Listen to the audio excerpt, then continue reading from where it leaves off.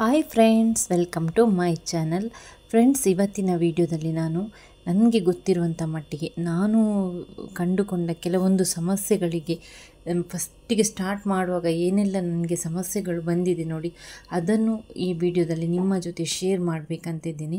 ಈ ವಿಡಿಯೋ ತುಂಬ ಜನರಿಗೆ ಹೆಲ್ಪ್ಫುಲ್ ಆಗ್ಬೋದು. ನನಗೆ ಕೂಡ ಫಸ್ಟಿಗೆ ನಾನು ಮಲ್ಲಿಗೆ ಗಿಡ ಮಾಡುವಾಗ ಮೊಗ್ಗುಗಳೆಲ್ಲ ನೋಡಿ ಈ ಥರ ಬರ್ತಾ ಇತ್ತು, ಒಂದು ಕೆಂಪು ಥರ ಮೊಗ್ಗು ಬರುವಂಥದ್ದು.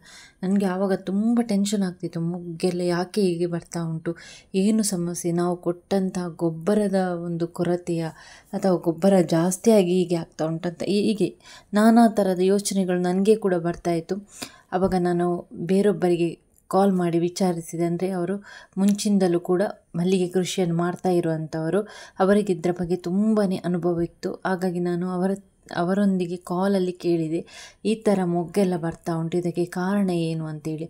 ಅದಕ್ಕೆ ಅವರು ಹೇಳಿದರು, ಅದು ಮೋಡ ಬರ್ತದೆ ನೋಡಿ, ಕೆಲವೊಮ್ಮೆ ಜೋರು ಬಿಸಿಲು ಬಂದ ನಂತರ ಆಟೋಮೆಟಿಕ್ಕಾಗಿ ಮೋಡ ಬರ್ತದೆ ನೋಡಿ. ಆ ಸಮಸ್ಯೆಗಳು ಬಂದಾಗ ಹವಾಮಾನದಲ್ಲಿ ವೈಪರೀತ್ಯಗಳು ಆಗ್ತದೆ ನೋಡಿ, ಆವಾಗ ಈ ಥರ ಮೊಗ್ಗುಗಳು ಕೆಂಪಾಗಿ ಬರುವಂಥದ್ದು. ಇದು ತುಂಬ ಜನರ ಗಿಡದಲ್ಲಿ ಇವಾಗ ಈ ಸೀಸನಲ್ಲಿ ಕಾಣಲಿಕ್ಕೆ ಸಿಗುವಂಥದ್ದು. ನನಗೆ ಕೂಡ ಫಸ್ಟಿಗೆ ತುಂಬ ಹೆದರಿಕೆ ಆಗ್ತಾಯಿತ್ತು, ಇದು ಯಾಕೆ ಹೀಗೆ ಆಗ್ತಾ ಉಂಟು, ನಾವು ಏನು ಇಷ್ಟೆಲ್ಲ ಗೊಬ್ಬರ ಎಲ್ಲ ಹಾಕಿ. ಆವಾಗ ನಾನು ಅಂದರೆ ಹೊರಗಡೆಯಿಂದ ಗೊಬ್ಬರ ಎಲ್ಲ ತಂದು ಹಾಕ್ತಿದ್ದೆ, ಅಂಗಡಿಯಿಂದ ತಂದು ಹಾಕ್ತಿದ್ದೆ. ಇವಾಗ ನಾನು ಆ ಥರ ಮಾಡ್ತಾಯಿಲ್ಲ. ಇವಾಗ ನನಗೆ ಏನು ಸಿಗ್ತಾ ಇದೆ ಆರ್ಗ್ಯಾನಿಕ್ ಆಗಿ ಅದನ್ನೇ ನಾನು ಹಾಕ್ತಾ ಇರೋವಂಥದ್ದು. ಹಾಗೆ ಅವರು ಹೇಳಿದರು ನನಗೆ, ಅದು ಮೋಡ ಎಲ್ಲ ಬಂದ ಕಾರಣ ಹಾಗೆ ಆಗ್ತಾ ಇರುವಂಥದ್ದು ಅಂತೇಳಿ. ಇದು ಹೆಚ್ಚಿನ ಜನರ ಗಿಡದಲ್ಲಿ ಆಗ್ಬೋದು, ಹಾಗಾಗಿ ನಿಮಗೆ ಕೂಡ ಇಂಥ ಸಮಸ್ಯೆಗಳು ಬರ್ಬೋದು. ಅದಕ್ಕೆ ನಾನೊಂದು ಇನ್ಫಾರ್ಮೇಷನ್ ಕೊಡುವ ಅಂತ ಹೇಳಿ ಈ ವಿಡಿಯೋ ಮಾಡ್ತಾ ಇರುವಂಥದ್ದು. ಇದು ಮೋಡದಿಂದ ಒಮ್ಮೆ ಬಿಸಿಲು ಬಂದು ಮತ್ತು ತನ್ನಷ್ಟಕ್ಕೆ ಮೋಡ ಇವಾಗ ಹಾಗೆ ಆಗ್ತಾ ಉಂಟು, ಹವಾಮಾನದಲ್ಲಿ ತುಂಬ ವೈಪರೀತ್ಯಗಳು ಆಗ್ತಾ ಉಂಟು. ಆ ಕಾರಣದಿಂದಾಗಿ ಈ ಮೊಗ್ಗುಗಳೆಲ್ಲ ಕೆಂಪಾಗಿ ಬರುವಂಥದ್ದು.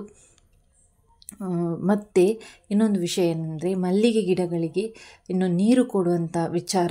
ಮಲ್ಲಿಗೆ ಗಿಡಗಳಿಗೆ ಇದ್ದಂಥ ಎಲ್ಲ ದಿನಗಳಲ್ಲಿ ನಾವು ನೀರು ಕೊಡಬಾರ್ದು. ಮಲ್ಲಿಗೆ ಗಿಡಗಳ ಬೇರುಗಳು ಸೂಕ್ಷ್ಮ ಬೇರುಗಳಾಗಿರ್ತದೆ. ನಾವು ಜಾಸ್ತಿ ನೀರು ಕೊಟ್ಟರೆ ಅದು ಬೇರು ಕೊಳೆ ರೋಗ ಎಲ್ಲ ಸ್ಟಾರ್ಟ್ ಆಗ್ತದೆ.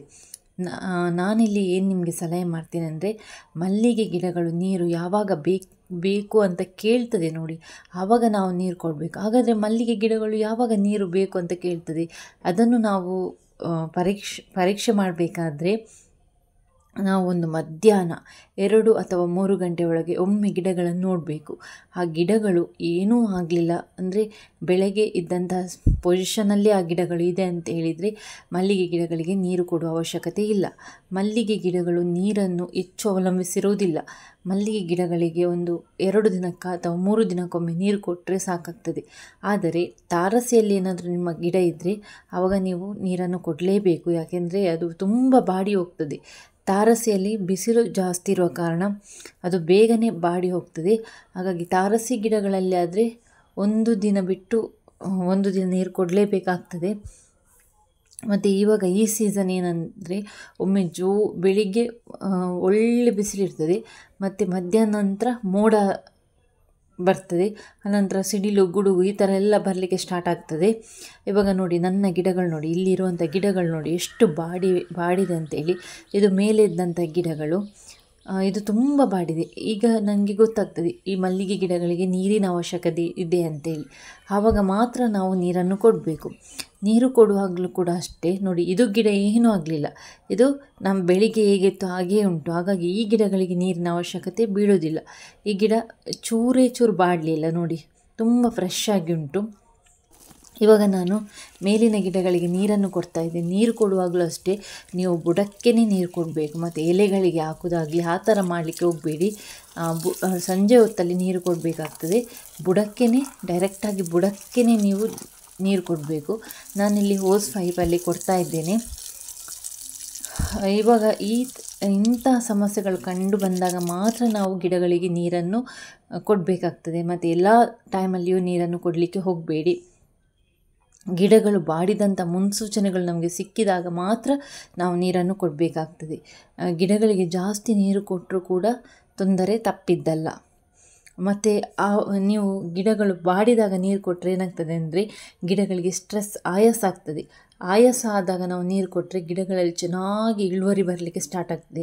ಒಮ್ಮೆ ಈ ವಿಧಾನವನ್ನು ನೀವು ಕೂಡ ಟ್ರೈ ಮಾಡಿ ನೋಡಿ. ಇದರಿಂದ ಖಂಡಿತವಾಗಿಯೂ ನೀವು ಕೂಡ ಹೆಚ್ಚಿನ ಆದಾಯವನ್ನು ಮಲ್ಲಿಗೆ ಗಿಡದಲ್ಲಿ ಪಡೀಲಿಕ್ಕೆ ಸಾಧ್ಯವಿದೆ. ವೀಕ್ಷಕರೇ, ಇದು ನನಗೆ ತಿಳಿದಿರುವಂಥ ಮಟ್ಟಿನ ಮಾಹಿತಿ. ಇದು ನಿಮಗೆ ಕೂಡ ಉಪಯೋಗಕ್ಕೆ ಬರ್ಬೋದು. ಈ ನನ್ನ ಮಾಹಿತಿ ನಿಮಗೆ ಇಷ್ಟ ಆದರೆ ದಯವಿಟ್ಟು ನನ್ನ ಚಾನಲನ್ನು ಯಾರು ಇನ್ನೂ ಕೂಡ ಸಬ್ಸ್ಕ್ರೈಬ್ ಮಾಡದೆ ನೋಡ್ತಿದ್ದೀರಿ, ದಯವಿಟ್ಟು ಸಬ್ಸ್ಕ್ರೈಬ್ ಮಾಡಿಕೊಂಡು ವಿಡಿಯೋ ನೋಡಿ. ಹಾಗೆಯೇ ಪಕ್ಕದಲ್ಲಿರುವ ಬೆಲ್ ಐಕಾನನ್ನು ಕ್ಲಿಕ್ ಮಾಡಿ ಅಲ್ಲಿ ಆಲ್ ಎನ್ನುವ ಆಪ್ಷನನ್ನು ಸೆಲೆಕ್ಟ್ ಮಾಡಿದರೆ ಮಾತ್ರ ನಾನು ಹಾಕುವಂಥ ಹೊಸದಾದ ಗಿಡಗಳ ಅಪ್ಡೇಟ್ಗಳು ನಿಮಗೆ ಸುಲಭವಾಗಿ ಸಿಗ್ತದೆ. ಹಾಗೆಯೇ ಈ ಮಾಹಿತಿಯನ್ನು ಹೆಚ್ಚಿನ ಜನರೊಂದಿಗೆ ಶೇರ್ ಮಾಡಲು ಕೂಡ ಮರೆಯದಿರಿ. ಮತ್ತೊಂದು ಹೊಸದಾದ ವಿಡಿಯೋದೊಂದಿಗೆ ನಿಮ್ಮ ಭೇಟಿ. Thanks for watching.